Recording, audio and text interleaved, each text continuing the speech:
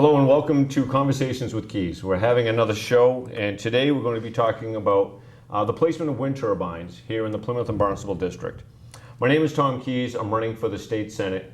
The Plymouth and Barnstable District comprises of 6 towns. On Cape, you're looking at Bourne, Sandwich, and Falmouth. And then off Cape in Plymouth County, you're looking at Kingston, Plymouth, and Pembroke. We're talking about the siting of wind turbines, not so much about the technology about wind turbines, but it's about the appropriate siting. The governor has passed the Green Communities Act a few years back. And in this act, it calls for an incredible amount of, I say about 20% of our megawatt to be coming out of renewables, wind turbines. And that's going to equate to somewhere around 1,000 to 1,500 industrial wind turbines. And considering that the Plymouth and Barnstable District is in an advantageous area to capture wind, we're concerned about placement. There have been problems over the last couple of years where the town of Falmouth has received an awful lot of complaints with the turbines that went up. The town of Kingston is going through it now, where the residents have now been impacted by the recent installation of turbines. And Plymouth has multiple sites on the books to go up in the relatively short future. So with me today, I've called in 3 gentlemen from those 3 towns. To my left, I have Malcolm Donald from Falmouth.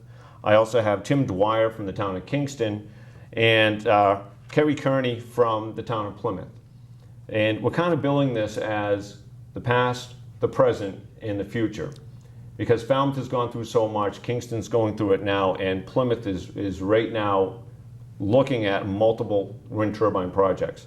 So if you don't mind, I'd like to start with you about what's happened in the town of Falmouth, where you're at, and I've heard recently that you've put a moratorium on new construction. Could you talk a little bit about that?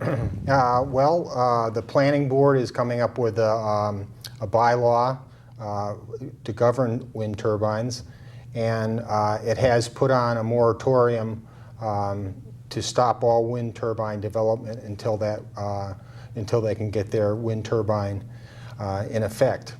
However, that doesn't really do much for the existing turbines, of which we have 3 1.65 megawatt industrial wind turbines located. One of them is within 1,250 feet of homes. The impact to these residents has been significant. I've spoken to the individuals that are close to these turbines, and it's unfortunate. Some have actually been driven out of their homes. Could you speak a little to that? Yeah. There's one family that's already is in the process of moving out. They live very close proximity to the Webb turbine, which is a private turbine, which is exactly the same machine that the town of Falmouth is running. Although the town of Falmouth currently has a curtailment from 7 p.m. to 7 a.m.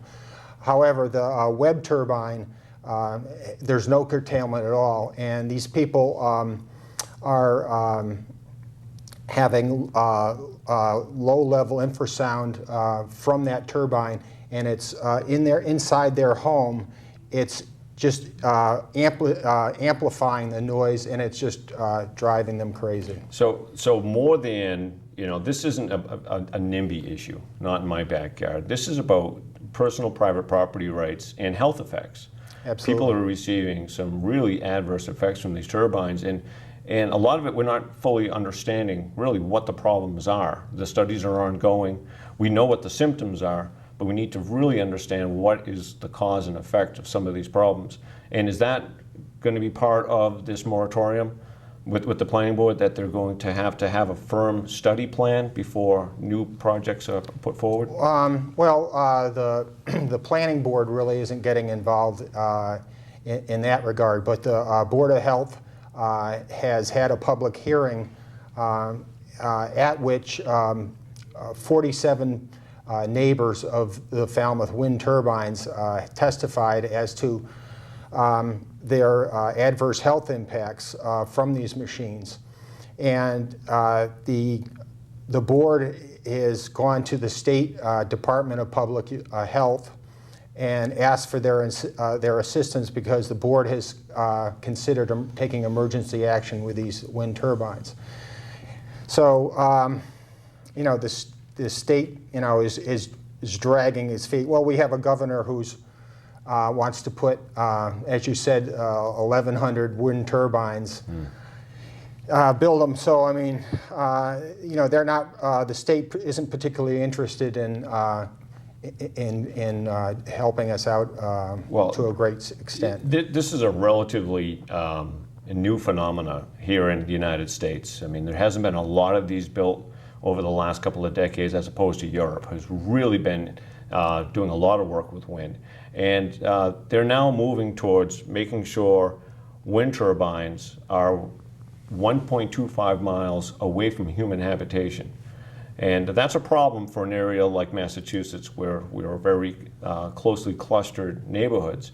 So moving forward, when you look at impacts, we have impacts that are direct effect, like from sound and infrasound, but there's also the problem of flicker. And you brought with you a video. I wonder if you could talk a little about flicker and let us take a look at that. Oh yeah.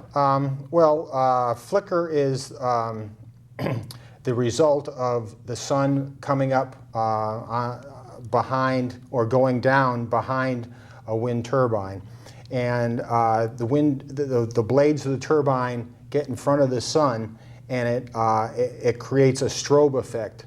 And as you can see from the video, it produces sort of like a disco effect. And we have this, you know, in the mornings, about 45 minutes a day, and it happens for a couple of months, twice a year. For each turbine, we have 2 turbines, so you know we got a period of four times, and you know it flashes not only our house but the entire neighborhood. And this isn't just a room; it's any window that this is happening in. It's just strobing the entire house. Right. Yeah, wherever you're exposed to sunlight. Well, that's, you know, to live with something like that every single day, that's just, you know, it's going to be draining. It's going to be mentally draining, knowing it's coming, for one, and then 2, to actually live with it. And that's a daily occurrence in your lives.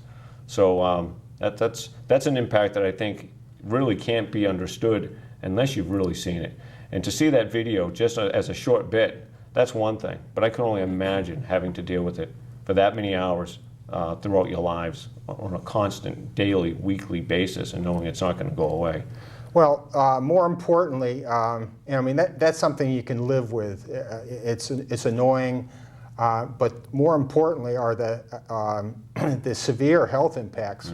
Not from the shadow flicker, but from the energy or the noise. We don't really know what it is. But people, you know, can't sleep. They're having elevated blood pressure, pressure headaches, ear pain. They're feeling nausea. So I mean, these are the really tough issues. Yeah, that's really unfortunate. And thank you for coming. With us also is a gentleman from Kingston named Tim Dwyer. Tim, thank you for coming. My pleasure. Tim's been at the forefront of the issue over in the town of Kingston, where turbines went up this year. And you know what we've experienced over the last few years in the town of Falmouth, it's starting. The same story is coming out without provocation from other individuals. It's the exact same story is happening again. Tim, could you tell us a little bit about the experience over in Kingston? Turbines, we have 4 now. One is on town-owned land. 3 were installed by a private developer. They were all put up in February.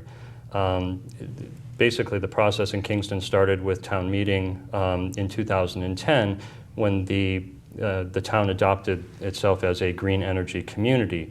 They put together a wind and solar overlay district where these turbines could be sited. I mean, at the time, I think the entire town was in support of renewable energy. They thought, you know, wind energy was a fabulous thing. The problem was that our understanding of wind energy at the time was the turbine on 93 South in front of the IBEW building. It's about 100 feet high. You know, my belief, and I live right behind the industrial land where these are sited, was that we couldn't see them from our home. They clearly weren't going to create, any adverse effect, and we were very supportive of it. But one small feature of that act is the approval process. And the state mandates that if you declare yourself as a green energy community, you must change the approval process from a special permit to an as-of-right process. Special permit requires you to notice abutters when a large project's being developed, and hold a public meeting to discuss the pros and cons of that development. An as-of-right process allows you to simply make an application to the planning board with no notice to any of the residents of the town. And that's exactly what happened here. When the actual applications for these 420-foot turbines were put forth, there was no public discussion as to whether there would be adverse effects from siting them so close to our homes and our schools. And the first understanding that we had that they were going up was when the cranes came into town. And so, since they've been operational in February, we've been experiencing the same impacts that you see in Falmouth, the same impacts that you see, in Fairhaven and, throughout the world. Vertigo, ear pressure, inability to sleep, elevated blood pressure. People are starting to experience the same sort of effects. And so we created a community group called Kingston Wind Aware to try to raise some awareness and request that these turbines be consistently monitored for conditions that create these adverse effects. And we continue to battle that to this day. So Tim, if I'm hearing correctly, and I've heard from a lot of people in Kingston, there's a goal of reducing, our reliance on fossil fuels, and people are all for it. I am also for that. This is not about the technology. This is really about the siting of these turbines too close to people's personal private property rights, and they're being infringed upon. There's a health effect. There's all kinds of other effects, but first and foremost, the health effect is huge. Has Kingston now, after learning so far where the effects and receiving the complaints, has anything changed within the municipality so that any further projects have to go through maybe a more strict process like Falmouth has finally done, where they have a separate zoning just for wind turbines and that effects have to be understood through the Board of Health? Has you heard of anything yet? There's been no real change in the process of siting the turbines. Kingston has actually requested the Department of Environmental Protection to do testing to see whether the existing turbines are in compliance.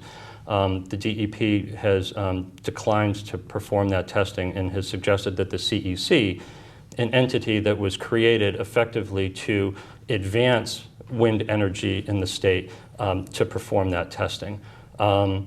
I think that they're awaiting the results of that, and there will be continued discussions. This is an issue that's not going to go away in Kingston. I think that enough awareness has been raised throughout the community that people are going to be constantly vigilant. We'll be looking at the tests, we'll be looking at how independently they were performed, what the results of those are, and I think there'll be ongoing discussion. And to the extent that we're able to adopt changes to the bylaws which better protect the residents, we'll certainly continue to strive to do that. Tim, there's so much activity that happened to get to the point where these turbines got built, and a lot of it, unfortunately, is political. Now, I'm running for the Senate. I'm looking to represent this district that's very desirable for wind energy projects. And we have to make sure that we're doing everything possible to protect the residents. Now, this project wasn't a go for a long time until something changed up at Beacon Hill. My opponent, along with other individuals, they changed the law so that a private contractor could build the turbines and receive the net metering dollars that the municipality would get an advantage for. So there was a partnering there. Now, before that happened, my opponent, Therese Murray, was pushing for the Wind Siting Reform Act, which would have taken local control out of the whole process of siting. Now, luckily that hasn't gone anywhere, it's gone away. But the only reason that's gone away is because as they changed the law up at Beacon Hill, the person the Mary O'Donnell that built these turbines, she got the advantage. And that's the connection. There's politics in play here. And those politics are what's pushing the wind projects forward. Now, my opponent has backed off and is now saying that we need to make sure that there's local control. Well, there wasn't local control. We have it now in your town. It's becoming a major health impact as well as a different type of nuisance. And my opponent is now saying that she's for local control, although we can't really trust this because the only reason that these got built was because she pushed that bill through to get net metering to the advantage of the builder. So we got to be careful what we're doing. This is a political issue. Well, you say the Wind Siting Reform Act has gone away. It's gone away for the time being, Correct. but it will rear its ugly head. And remember, the Wind Siting Reform Act, that comes out of the whole Green Communities Act, where through the governor's office, they want to be able to appoint a state committee that will approve all of these wind turbine projects that go up. And when you go and you give testimony to this agency or this super committee that we don't believe it should be here or we believe it should, once they rule, there's no appeal. And that's a real problem. So we're actually taking it a step further away from the residents. One is, it's going to be a by right so that they can go up without notification. And second, once this group acts, there's no appeal whatsoever. And Well, they can get I understand there is an appeal, but it's going to appeal to a commission appointed by the governor. Correct. And considering that the governor has a goal of getting Massachusetts 20% of its electricity through renewables, I can only imagine that that doesn't bode well for the residents, especially in an area like this. Look, I think economics are important. I think, the mandates for renewable energy are important. But as a resident looking at our elected officials, first and foremost, we're expecting that they're going to protect the residents that they're elected to serve. And what we've seen both at the state and the local level is that that just hasn't happened in Kingston. And so, I think it's important for our residents to pay very close attention in this election as to who's really going to look out for our best interests. Because I've got a day job and 3 kids. I can't be on Beacon Hill every day. I need somebody that's going to really represent my health and my family's health and our best interests. So. There's a lot of money involved with these projects. There's a lot of subsidies. And so we've got to be careful, and you're right, we have to be extremely vigilant. Before me, I have 3 articles just on, for instance, let's see, we have the Patriot Ledger here. Wind could help create windfall for Kingston. So the town of Kingston, they saw an opportunity for them to get money, but at the expense of who? And then we're looking at a wind bill aids the Kingston project. Senate President pushes for the passage. Again, this is the Wind Siting Reform Act. And then moving forward, we're looking at another one here where it says the wind subsidy tucked inside of a spending bill. So the legislature actually changed the rules on net metering, which is dollars back to the producer of electricity. They changed it just in a bill that wasn't even related to the Wind Act. And once that got through, then they started backing off and saying, well, we need local control. Again, it's all politics. And we've got to be very careful, which is another one of the reasons why I'm running. We need to make sure that the residents of these areas are in charge, that they know what's going on, and that they're represented. Wind power is a big special interest. Renewables are a big special interest here in Massachusetts. There's an awful lot. We're talking millions of dollars to be made. My opponent is the #1 recipient of lobbyist dollars for her political campaigns. You've got to follow the money. I don't want to be someone up at Beacon Hill that's representing special interest. I want to represent the people of this area. And I can tell you, these wind projects are not representing the residents well at all. Matter of fact, just the opposite would be true. We also have another gentleman with us, Kerry Kearney from Plymouth. Kerry, I just heard of you just recently. You're making a difference in your town. Thank you for stepping forward, seeing what's going on. The town of Plymouth has got multiple projects on the books, and you're actually putting together a citizen petition to help with this issue. Kerry, would you please explain what Sure. you're trying to do? Yeah, a group of us have gotten together and we're petitioning the town to put a moratorium on wind turbines for a period of 2 years, and we think 2 years is relevant for a reason that I'll explain in a moment. The path with Plymouth has been a little bit different than the path with Kingston. They've had one of the original wind turbine bylaws since 2005, And that bylaw allows a turbine to be installed 1 turbine height away from residents, which would be a 400-foot turbine 400 feet away from a resident. I think the town of Plymouth realizes that that is not acceptable. They're in the process of attempting to modify that bylaw. However, they're not going to be able to do that within this legislative session. So we believe that it's time to stop, to look at what's going around. I think there's ample evidence in Falmouth and Kingston and a lot of other communities where these wind turbines are causing problems, and the real key is what is an appropriate setback. I have an opinion. There are lots of opinions. I don't pretend to know what that setback is, but there's studies being done right now to existing turbine installations, not necessarily in this country, where they are studying how far away will a turbine or a resident be before it stops causing the health problems that are obvious and that are being seen, every day in the state of Massachusetts. Kerry, in the town of Plymouth, do you know how many projects are on the books now? Sure. There are 7 wind turbines that have been approved through the special permit process in 4 different locations. One of them is being constructed as we speak. It's at Exit 5 off Route 3 in the Camelot Industrial Park.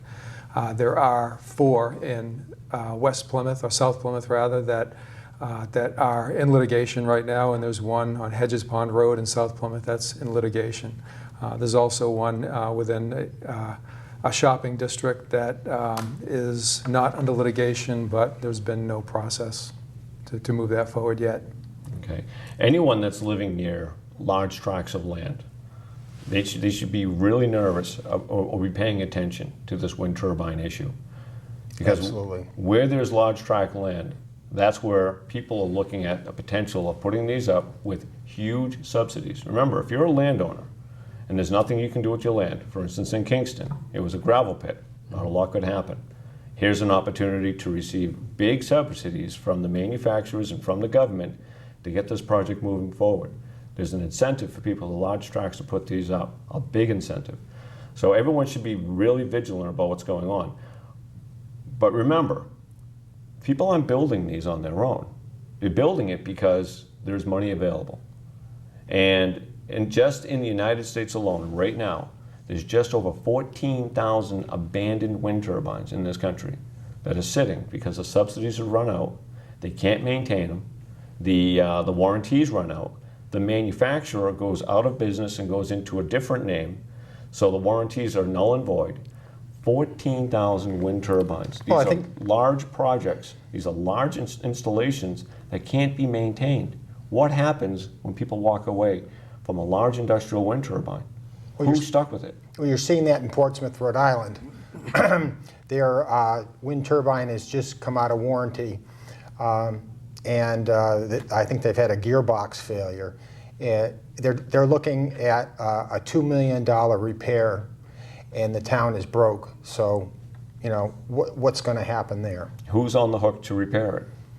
Well, the town owns it. The town owns it. The town can't fix it. Now, as a former selectman, I can tell you, just on a lot of the infrastructure that's owned by the town, it's very difficult to maintain what you have for multiple reasons. One, you have to pay prevailing wages, you have to have the equipment, you have to have the time, and you're always under a budget crunch. Very rarely does a municipality hold enough money for maintenance, which is why you're seeing towns always looking for dollars for maintaining the schools, maintaining the roofs, maintaining just basic infrastructure. So when you put in a large turbine, when after just, how long is the warranty for? About 3.5 years? 3 years, I believe. 3 years. All of a Depending on sudden, the manufacturer. and now you have a gearbox failure. The municipality, one, doesn't have the expertise to fix it. They don't have the means to get 400 feet in the air. And so now you have to rely on a contractor to do the work. It's going to be very expensive. And is it better just to put in a new one? Yeah, well, Who's going to pay for that? I think from the maintenance aspect is getting people's attention, and I think that's why people are starting to look at solar instead of wind. Well, solar is low-lying, and solar is much less invasive. But again, when you're looking at the solar project, there's one that's being proposed in Plymouth. They're looking at 35 acres where they're going to scrub every tree out of 35 acres to put in a solar field. When you scrub 35 acres of trees to put in a solar field, how green is that? What's the buyout? Where's the plus and the minus there? You just lost a forest so you can capture the sun. We've got to be careful with what we do. I am for alternative energy. but at what impact? And that's really what this discussion is all about. What is the impact of some of these projects? Okay, this has been a fascinating discussion about the past, the present, and the future, although I hate to say the past because it's ongoing. The present, obviously, we're in a big fight, and right now Plymouth is ground zero with all the projects that are on the books. With the experience in Falmouth, is there something that you can help out in Plymouth and helping guide them through this process? And they're right at the very, very beginning of trying to fight this. Is there any advice that you can give to his petition to move forward? Oh, yes, there is. But before I say that, I'd like to just make a comment that people around the state want to say the Falmouth experience is unique. And everything that Tim and Kerry have said, I could have said, or anybody from Falmouth could have said. And so it's just, I don't, it goes on, and people are affected the same way in different towns. Okay, what can you do? Number one, get educated. There's a plethora of articles on the internet. People are experiencing the problems related to wind turbines close to the residential neighborhoods. So that's a good way. There is a Massachusetts Association of Windwise Massachusetts, which is a group that organized to educate people and to affect legislation. They've been involved with the Wind Turbine Siting Act. And then be aware. Watch what's going on and attend your, talk to your selectmen, get the Board of Health involved. These are health issues, and they deal with it. Yeah, that's absolutely good advice. What really strikes me when I see these situations occur with these individual wind turbine installments is how surprised citizens are when it happens in their neighborhood. And I don't think anyone in the state should think this can't happen to me, this only happens in Falmouth or in Kingston. It makes me wonder, the family that's going to be moving out of Falmouth because they've been driven away by this wind turbine, where are they going? Where do they think they're going to find shelter from the next wind turbine project? Right. Well, they've moved to Katamet, and hopefully they're not in the neighborhood where another turbine will be put in. Yeah, the unfortunate part about the moving is that we have people that are leaving their because of the effects, and they haven't sold their house. Well, the house isn't sellable. Correct, and that's a real, although we're talking mainly about the effect on health, and that's our largest concern. But remember, your home is your number one asset. For most people, that's your future. That's how you're going to retire. That's how you're going to educate your kids. That's how you're going to be able to get loans so that you can move forward with your family.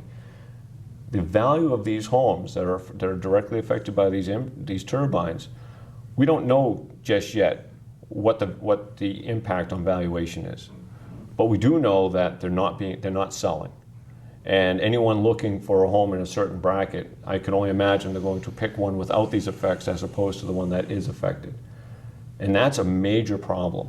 Over in town of Kingston, Indian Ponds Estates, it's a beautiful development that's relatively new. It's not an old development, and I'm sure it has an enormous assessment to the town. What is that impact? What's the impact on the town's budget when these homes, it's found out, they don't have the value that they used to? Well, someone has to compensate in the budget for a lower assessment in Indian Ponds Estates. There's a lot of cause and effect here that I think has not been discovered. No, that's true, and it will impact the entire town, because I do think that no one's ever demonstrated that putting a turbine 1,000 feet from your home is additive to your value, and no one in the neighborhood, I don't think, is suggesting that just because you've impacted our value, you should take these things down. But the reality is that the values are going to go down, and the budget's not going to change, and that shortfall is going to be passed along to the remainder of the town. So, just one thing I might sort of add to your, advice to Plymouth would be, this isn't just a neighborhood issue. So, there are residents that are being impacted directly under the shadow of these, but it is a broad issue. educating the entire community, as to the effects that will be felt by those neighbors, but also the sort of the trickle-down effect that will be felt by the entire town, I think is important, and there is strength in numbers. These things do create revenue to the town, and for towns that are not terribly affluent, that can be a big incentive. But I think that people by and large recognize that if folks' health are being impacted, or the kids in their school could potentially be impacted, you will gain that support. So it's important. Education is critical, and like I said, to the extent that you can get that education out broadly distributed, it's persuasive when 400 people show up at a town meeting versus 10. On that point, Falmouth and Kingston, with your experience, this is a complicated issue. This is not a simple issue. When someone's driving down the highway and they see the turbine off in the distance, a mile away spinning, it's kind of majestic. It's not unsightly. That's what most people are seeing. Now, the two of you have had a lot of experience. Do you think the public is educated? How do we educate the public on such a complicated issue of something that they can't touch? And do you think that the people in your towns are getting the right education? I will tell you, I don't think that people in our own neighborhood were educated. We talked to the adverse health effects, and these are symptoms that people can experience for issues other than wind turbines. And I think that I've spoken with a number of people in our neighborhood that have experienced either vertigo or ear pressure or what have you, symptoms that people from New Zealand and Australia and Western Europe and all over are experiencing. They had no idea it could possibly be as a result of the turbines. And so that's why I'm saying that it's so important to get that knowledge out there. The Board of Health will say, well, geez, nobody's complained. Well, the reason is because nobody knows to complain, because they're not aware that the symptoms that they're experiencing are actually a result of this industrial thing that's spinning 2,500 feet away from them. So, it's not in the town's best interest to broadly distribute the negative impacts. So it's important for those people that have the sense of concern, to help educate the people and make them aware that it could be the problem. Sleep deprivation. I hear from so many people that say, oh, I can't sleep. I hear it, or I can feel it, or the vibration, or I know it's there, and it's affecting my sleep. Now, it's one thing to have your sleep affected, this week. It's another thing to have it affected over the course of weeks and months at a time. Once you get into sleep deprivation over a course of months, other health effects can start to set in. And are you experiencing the same thing? Well, as a matter of fact, the chairman of the Falmouth Board of Health, Dr. Gail Hartness, has stated publicly that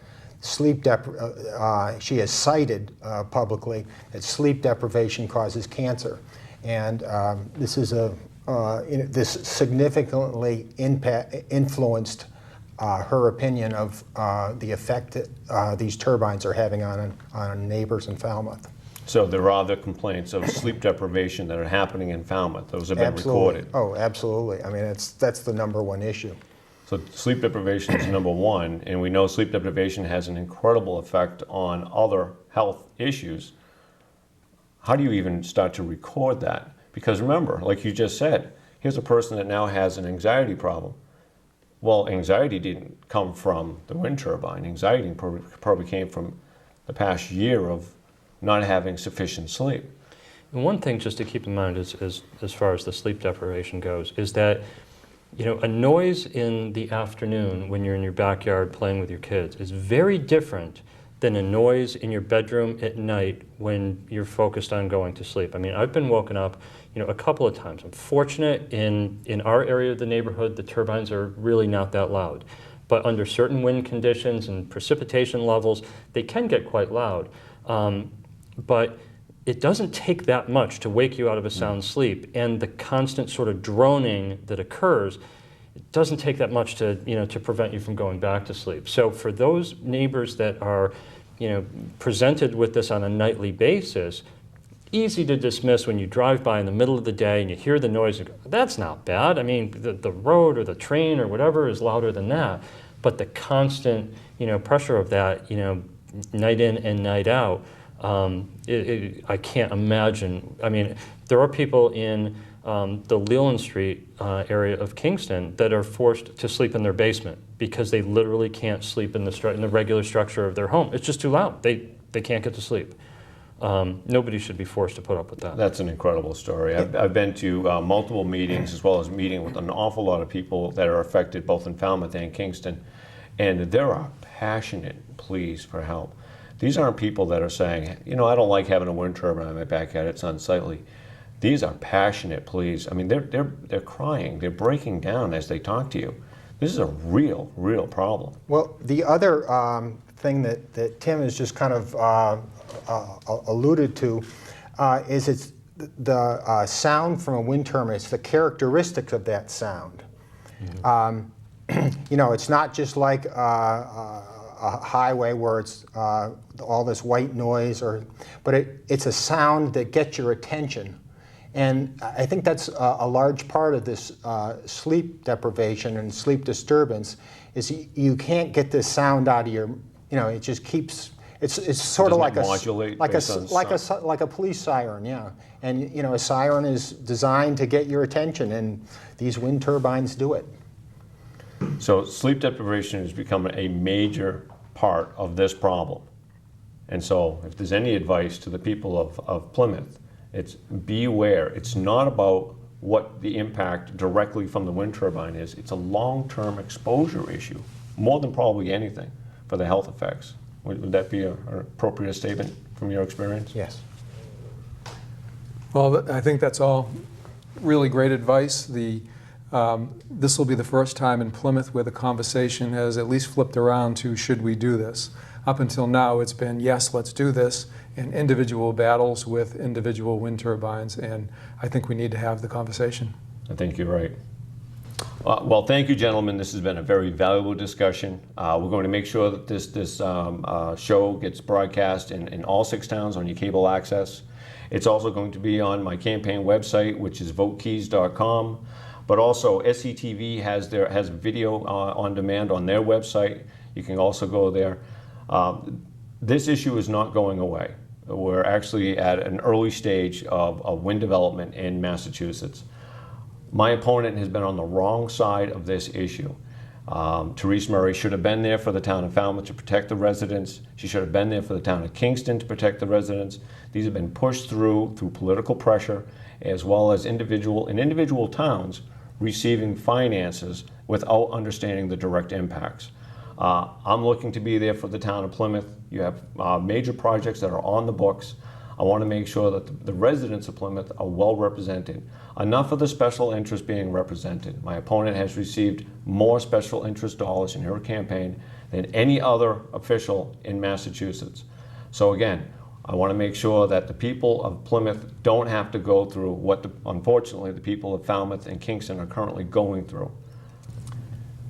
And moving forward, come November, when I am successful and I am the senator for the district, I will be putting forward a proposal to help protect these residents, but not just these residents. What we've learned, remember, the Senate represents the entire state, and I want to make sure that every resident of Massachusetts doesn't have to go through what's currently happening in Kingston and in Falmouth. So what I'm going to do is I'm going to propose a setback ruling. Right now over in Europe, they're looking at 1.25 miles for any industrial-sized wind turbines to be sited in a human habitation. I think we should go where Europe has learned over the last few decades, and we should go there also. So I'm going to be at the forefront of this argument. I'm going to make sure that all the senators in the Senate are understanding of the impacts, the health impacts, the personal private property right impacts of these large industrial turbines. Again, my name is Tom Keys. I am running for the state senate in the Plymouth and Barnstable district. The district comprises 6 towns: Bourne, Sandwich, and Falmouth, Plymouth, Kingston, and Pembroke. Please remember to come out and vote on November 6th. Thank you very much. And thank you, gentlemen, for coming. A pleasure.